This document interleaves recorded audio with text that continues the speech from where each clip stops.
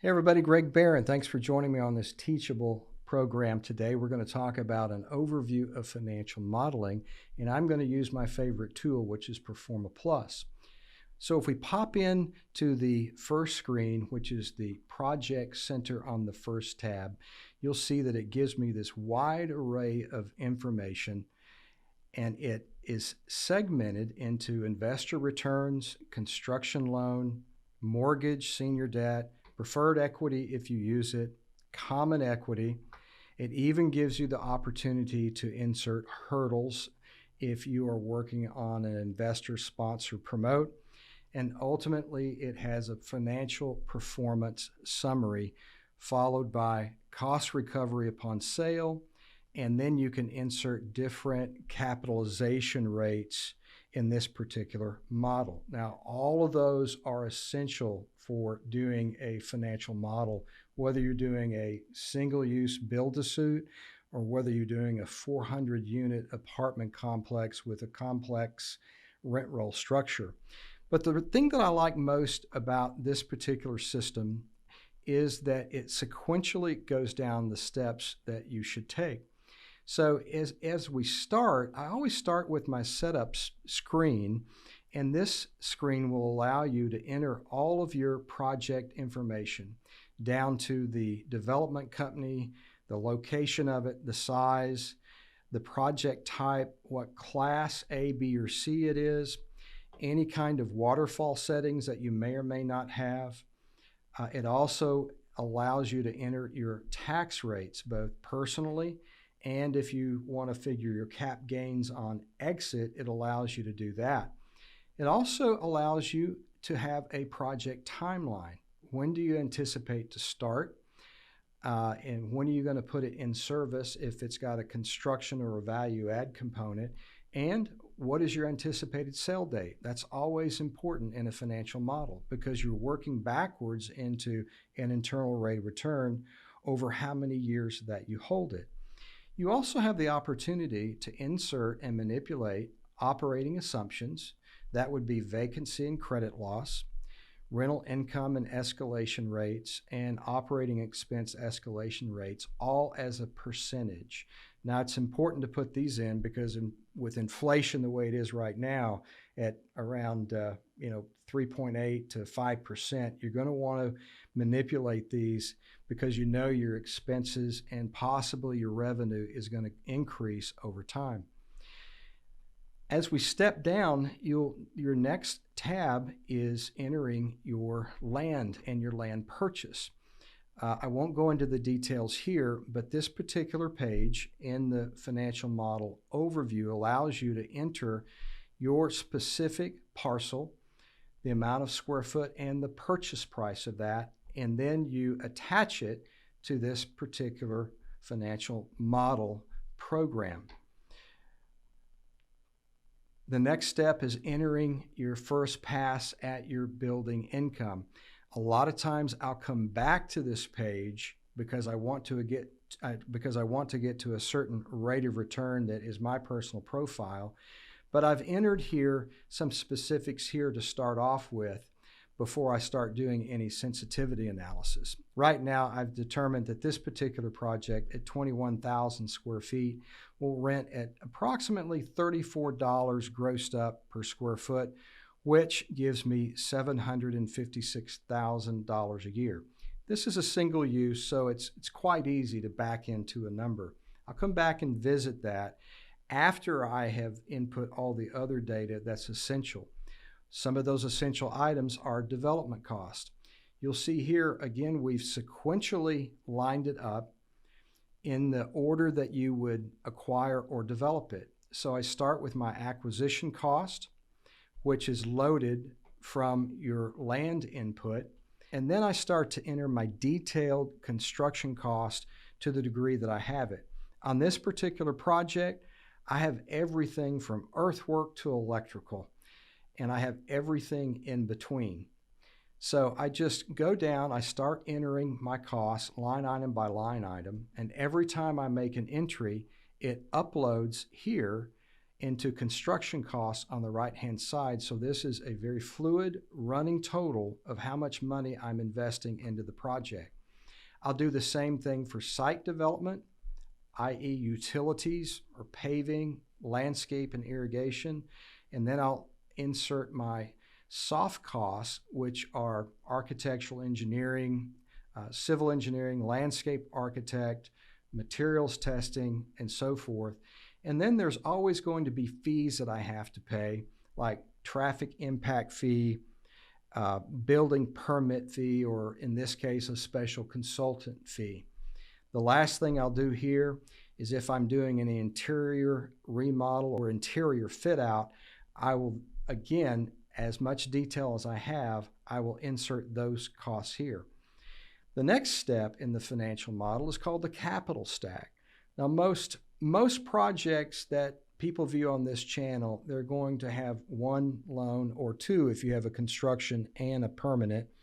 So I won't go into detail on mezzanine debt or preferred equity as much today. But again, this particular software has the ability to enter all of your capital stack along the way. So if I tab on senior debt, this is a ground up project that we're going to build. So it's already calculated and ported over my construction cost. I simply enter my loan to cost ratio and my interest rate, my term of my months that I'm going to be under construction, and it will figure my construction interest carry. And then I come over here and I enter my interest rate for my permanent mortgage, what my term is, in this case it's 7 years, what the amortization period is, and if there are any points, and of course 12 payments per year in most cases. Again, I will come down here and I will calculate and save, and it will recirculate all the calculations and determine what my interest carry is both in construction and long-term financing. What I love about this is it also gives an opportunity to really pinpoint your construction via your construction draws. Now, this is a 12-month project, so in this particular case, it's similar to a bell curve as a percentage of completion each month. Usually, the majority of your cost comes in the middle when you have steel delivery or a lot of concrete. So you can see here it starts off at 8%, it goes up to 12%, and then it goes back down to 3% at the very end. This is very important because ultimately, I'll show you in the construction loan analysis, this is the bell curve here, but it's important that I try to pinpoint how much interest carry I'm going to have. If there's one thing that a lot of my developer friends don't do is that they don't calculate this appropriately.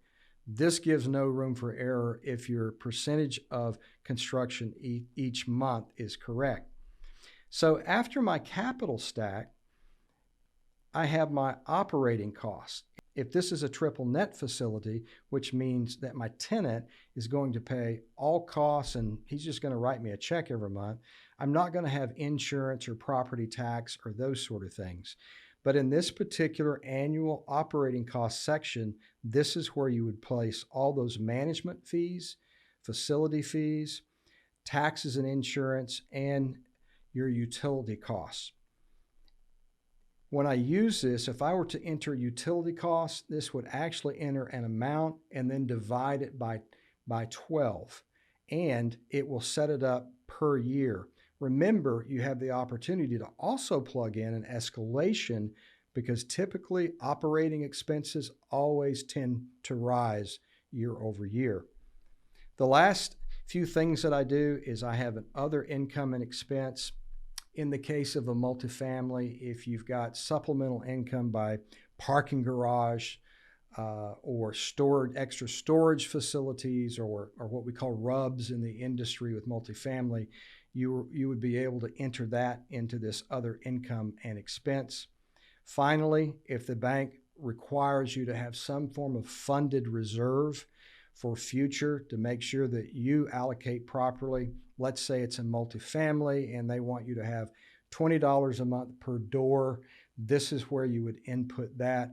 It would port it into the system and ultimately it would go back up to the project center and enter it as an additional expense that's not capitalized, but it's a funded reserve. And then at the end, after I've entered all that, I'm going to go back up to the project center. And this is where I could start manipulating my rent, and I could start manipulating my escalation rates to see exactly where I would be at the end of the day. So as you can see with the project center, ultimately there are a few things that are very particular to me. My debt service coverage ratio, my debt yield, my cash on cash return, and my total internal rate of return to see if it's a go deal or a no-go deal for me. And I don't have to do any of the calculation myself. So as you can see right here, I've got debt service coverage each year. I've also got my debt yield, which typically at stabilization needs to be above 10%. And then I've got my cash flow before taxes, my principal reduction, before tax cash on cash plus principal reduction, and my cash on cash return. If you scroll over to the right, remember that I put in an exit date, usually 3 to 5 years out, sometimes 7 in the time frame. This actually gives me the opportunity to insert my going out exit internal rate of return estimates. And in here, we've got 7%, 7.25, and 7.5. It then shows me with each column what my internal rate of return would be for each of those cap rates. As you can see here, this deal is pretty skinny at this point in time, so I'll have to go back and manipulate my rent to get these numbers back up so both my cash on cash is higher and my internal rate of return is higher. After I've entered all those data points, then I can go back up to the very top and look at my project summary. What is my investor return versus my sponsor return? In this particular deal, I don't have any investors. It's all equity that we're contributing. So I don't have anything on the top line, but on the bottom line, you'll see my sponsor return is 13.43% internal rate, an equity multiple of 1.77, and a total distribution of $6.2 million. That is a very quick overview of the financial modeling process. I hope you've gained some information. Any questions, be sure and reach out to us.